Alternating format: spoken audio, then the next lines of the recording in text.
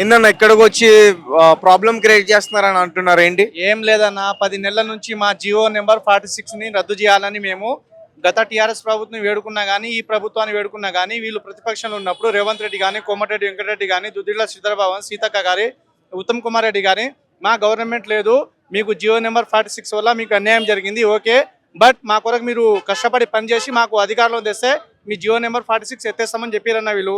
అప్పుడు చెప్తే మేము వీళ్ళ కొరకు విలేజ్ కష్టపడి వీళ్ళకు అధికారంలో తెస్తే ఇప్పుడు మాకు పట్టించుకుంటలేరు.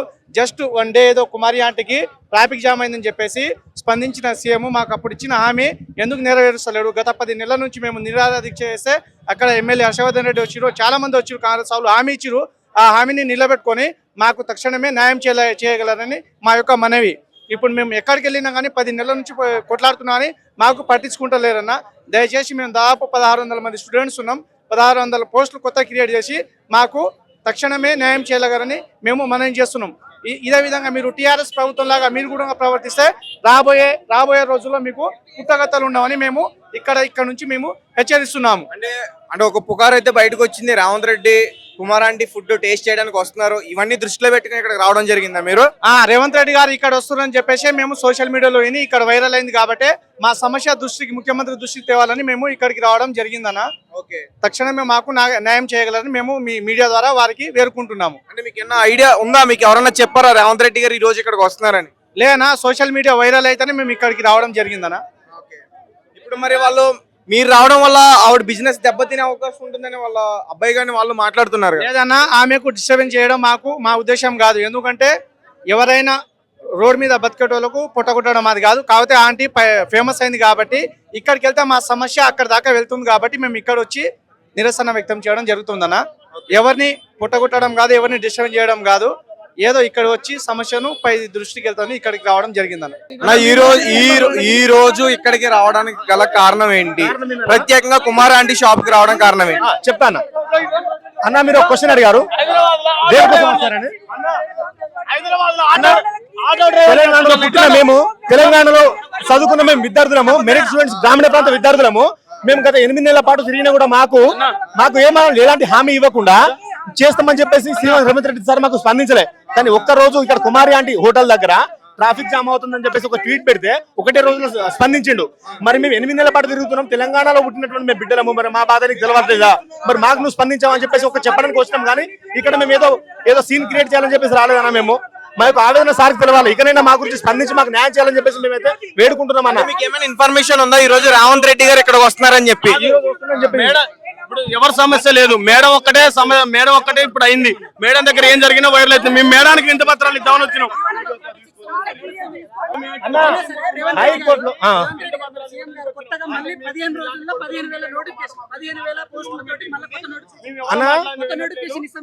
నేను అది క్లియర్ గా చెప్తానన్నా.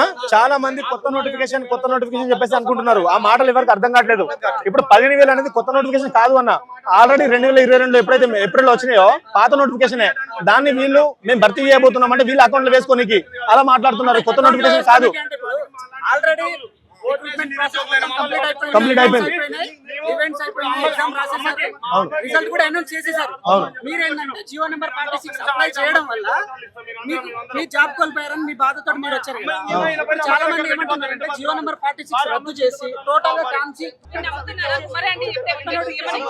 ఇప్పుడు వింటారండి. మేడం అమ్మ చెప్తే వింటున్నారు. వాటికి అమ్మకి ఏదైనా ప్రాబ్లం వచ్చినప్పుడు స్పందించినప్పుడు మా ప్రాబ్లం స్పందించడం మేము అనుకుంటున్నాం.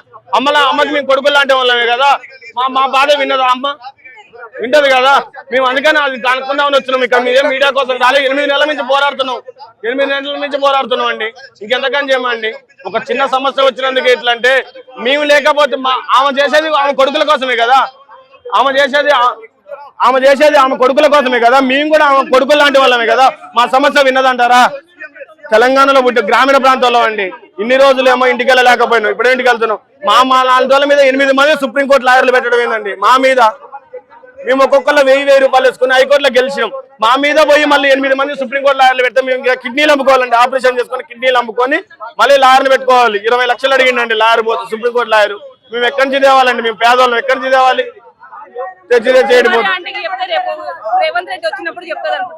అవునండి. ఇప్పుడు మేము వచ్చింది ఎందుకంటే, మేము ఎందుకు వచ్చినామంటే రేపు కుమారి ఆంటీ దగ్గరికి సీఎం రేవంత్ రెడ్డి గారు వస్తానని చెప్పారు. ఇప్పుడు మేము ఇది ఇవ్వడం వల్ల ఆమెకు వచ్చినప్పుడు ఈ విషయాన్ని ఆయనకు చెప్తాను, సీఎం రేవంత్ రెడ్డి గారికి మేడం గారు చెప్తారని వచ్చిన వీడికి. అది టీవీలలో వచ్చింది అండి, భోజనం చేస్తారని. ఇవాళ కాకపోయినా రేపు వచ్చినా చెప్తారు కదా. అప్పటిదాకా ఇన్ని ఎందుకుంటాం చెప్పండి. హైదరాబాద్ లో వస్తున్నావు, దిల్సుఖ్నగర్ ఏరియాలో గుళ్ళమ్మటే 5 రూపాయల భోజనం అంటే సాయిబాబా టెంపుల్ మధ్యాహ్నం భోజనాలు తిరిగి కూడా బతుకుతున్నాం. ఒక్కసారి ఇస్తామండి ఆడ మేడం. 8 నెలల నుంచి అండి, 8 నెలల నుంచి 3 నెలల పాటు కాంగ్రెస్ ఎలక్షన్ క్యాంపెయినింగ్ చేస్తాం నేనే. నా వీడియోలన్నీ చూడండి. కొత్త ఆకాశ్ జియో పార్టీ అని యూట్యూబ్ మొత్తం నా వస్తా. కాంగ్రెస్ పార్టీకి నేను నిరుద్యోగ చైతన్య బస్సు యాత్ర నడిపించాను నేను. ఇవాళ నా మాట నన్నే ట్రోల్ చేస్తారు. నేను ఇవాళ వాళ్ళ కోసం చావాలా లేదా అనేది నన్ను అర్థం కావట్లేదు. మీ మాట నమ్మినందుకు నా మీద కేసులు పెడతాం అంటారు. వింటారని అనుకుంటున్నాను. ఇప్పుడు ఇస్తామని 3 పూటలు తినన్నా బతుకుతాం. మా ఇంట్లో మీద ఆధారపడి బతకలేకపోతున్నాం అని మేము అన్నాడుతున్నాం. నోటిఫికేషన్ లో ఒకటే లైన్ లో మెన్షన్ చేసిండు. ఆ జీవో ఒక 46 అని ఒకటే 46 లైన్ ఒకటే రాసిండు. ఇదే విషయం పాత హోమ్ మినిస్టర్ అయిన మొహమ్మద్ అలీ గారు అయితే క్యావ్ జీవో నెంబర్ 46 అన్నాడు. రాష్ట్ర హోమ్ మినిస్టర్ కి రాష్ట్ర డీజీపీకే తెలియని జీవో నెంబర్ 46 మాలాంటి గ్రామీణ ప్రాంతాల్లో చదువుకున్న తెలుగు మీడియం విద్యార్థులకు ఏం తెలుస్తుంది? క్యావ్ జీవో నెంబర్ 46 అన్నాడు. నాకు ఒక్క మార్కులో మిస్ అయింది. నాకు 125.5 మార్కులు వచ్చినాయి. 5.5. నాకు 28 జిల్లాలలో ఎక్కడైనా జాబ్ వస్తుంది. మా సూర్యాపేట లోకల్ నాది. మా స్కూల్ అంతా ఇక్కడే.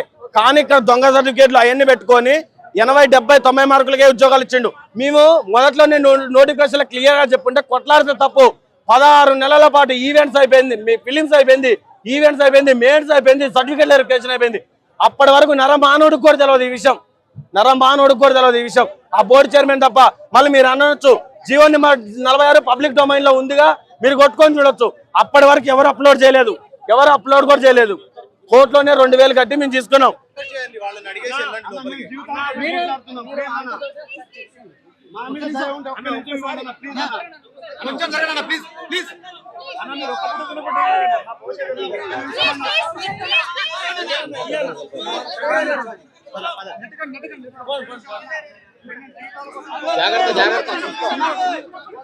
చూసుకో జాగ్రత్త.